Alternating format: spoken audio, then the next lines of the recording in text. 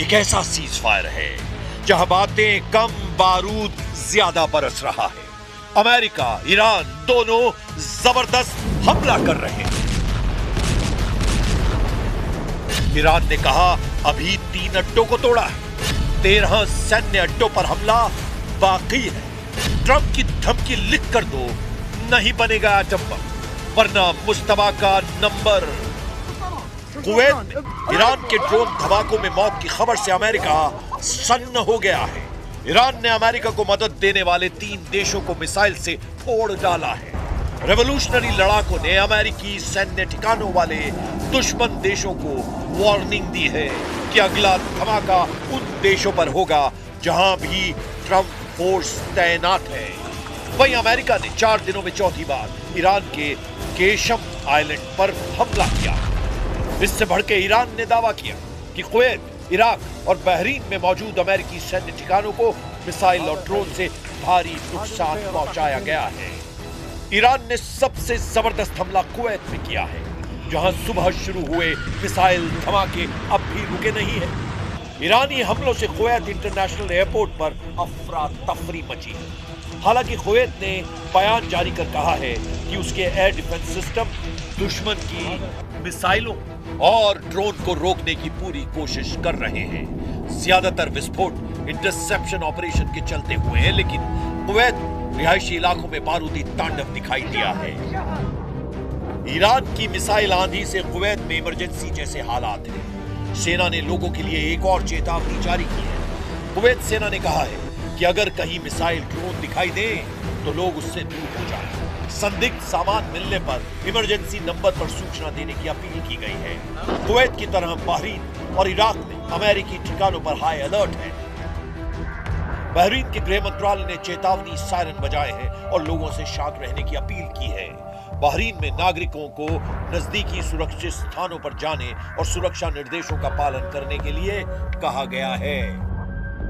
Iran के सरकारी broadcaster IRIB ने सोशल मीडिया प्लेटफॉर्म X पर कई वीडियो शेयर कर घातक हमलों का दावा किया है। वीडियो में मिसाइलों को बहरीन और इराक के आसमान में विस्फोट का दावा किया जा रहा है, लेकिन अमेरिकी सेंट्रल कमांड ने ईरान के हमलों को खोखला दावा करार दिया है। सेंटकॉम ने कहा है कि ईरान ने बहरीन में US नेवी के 5वें बेड़े के मुख्यालय और एक अमेरिकी एयरबेस पर मिसाइल और ड्रोन हमले का दावा किया है, लेकिन सभी हवाई खतरों को समय रहते रोक दिया गया और किसी भी अमेरिकी सैन्य ठिकाने पर हमला सफल नहीं हुआ है। अमेरिका ने धमकी दी है कि ईरान पर कोई रहम नहीं किया जाएगा। जब तक ईरान अपने एटमी प्रोग्राम को पूरी तरह बंद नहीं करता, तब तक कोई भी प्रतिबंध नहीं हटाया जाएगा। Any sanctions relief is condition based, which means it has to be in return for the reason why those sanctions were put in place in the first place, which is their nuclear program. So yeah, look, Iran is being sanctioned because they enrich uranium. Iran is being sanctioned because they've highly enriched uranium. Iran is being sanctioned because of their nuclear activities. If they agree to give up those things, there will be sanctions relief associated with their commitment and compliance. America को Iran की leadership पर रत्ती भर भी भरोसा नहीं रह गया है। इसीलिए ट्रंप ने एटमी डील की नई शर्त लगा दी है। ट्रंप ने नई शर्त में कहा कि ईरान उन्हें लिखित आश्वासन दे, तभी डील आगे बढ़ेगी। ट्रंप ने अपनी शर्त में यह भी कहा है कि परमाणु गतिविधियों पर ठोस समझौता होगा और इसके बाद ही अमेरिका ईरान को आर्थिक राहत देगा। ट्रंप का कोई पैंतरा अब तक ईरान पर काम नहीं आया है। अमेरिका के केशम आइलैंड पर बार-बार हमले की वजह का भी पता चला है। अमेरिका की एटमी डील पर बार-बार स्टैंड बदलने के बाद से ईरान ने खूंखार तेवर अपना लिए हैं। सुप्रीम लीडर मुस्तबा खामनेई ने secret war headquarter Qeshm island को एक्टिव कर दिया है।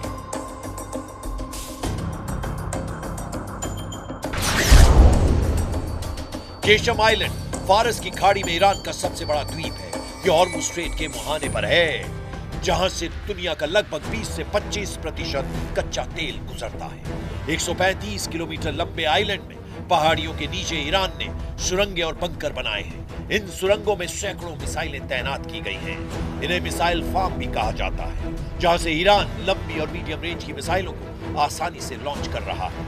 ये मिसाइलें फारस की खाड़ी में मौजूद किसी भी दुश्मन के जहाज को हिट कर रही हैं। मुस्तफा का ये अंडरग्राउंड युद्ध मुख्यालय गेम चेंजर साबित हो रहा है। ईरान ने केशम आइलैंड को ट्रंप के जंगी बेड़ों की तर्ज पर बना रखा है। इस आइलैंड की पूरी फिल्म ईरान ने रिलीज कर दुश्मनों के होश उड़ा दिए हैं। समुद्री मोर्चे पर ईरान ने अपना इरादा साफ कर दिया है। ईरान के हजारों ड्रोन अमेरिका की नौसेना पर हमले के लिए तैयार हैं। ईरान ने हॉर्मुज के आसपास टापुओं पर लड़ने के लिए अपने टैंक समंदर में उतार दिए हैं। ईरान के कमांडो भी सुरंगों से निकलकर लड़ने को तैयार हैं। और इन सब के पीछे खड़ी है ईरान की मिसाइल पावर, जिसके धमाकों की ताकत ट्रंप से बेहतर कौन जानता है। लेकिन इन सब के बीच अमेरिका को डराने वाली खबर केशम की मिसाइल सिटी से आई है।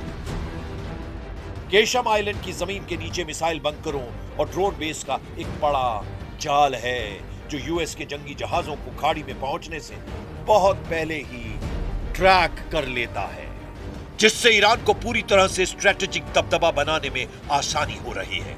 ईरान के बेजोड़ प्लान और जबरदस्त हमलों से अमेरिका नए सिरे से अलर्ट हो गया है। इधर इजराइल ने अपनी वॉर प्लानिंग को नई धार दी है। पीएम नेतन्याहू ने ट्रंप से परमिशन लेकर अब ईरान में तख्ता पलट तक युद्ध का ऐलान किया है। ידע כל חורש רעה נגד ישראל שמזימותיו ייכשלו. המחיר שהוא ישלם יהיה כבד ביותר. המחיר שאיראן כבר שילמה הוא כבד מאוד מאוד. היסודות של משטר האימים הזה באיראן נסדקו. הוא לא ישוב להיות מה שהיה, ואני אומר לכם, סופו ליפול. ईरान को कंट्रोल करने से पहले इजराइल हिजबुल्लाह का टोटल सफाया करने में जुटा है। इजराइल ने लड़ाका ग्रुप के खतरे से संयुक्त राष्ट्र को भी अलर्ट किया है। संयुक्त राष्ट्र में इजराइल के राजदूत डैनी डैनन ने हिजबुल्लाह के ड्रोन खतरे को लेकर बड़ा बयान दिया। डैनन ने कहा कि ऐसे छोटे ड्रोन आज के समय की सबसे गंभीर चुनौतियों में एक बन गए हैं और इजराइल उनके हमले का इंतजार नहीं करेगा। डैनी डैनन अपने साथ एक छोटे ड्रोन की डमी लेकर पहुंचे। बैठक के दौरान उन्होंने डमी दिखाते हुए कहा कि हिजबुल्लाह जिन ड्रोन का इस्तेमाल कर रहा है उनका वजन 2 किलोग्राम से भी कम है और इन्हें आसानी से ऑनलाइन खरीदा जा सकता है।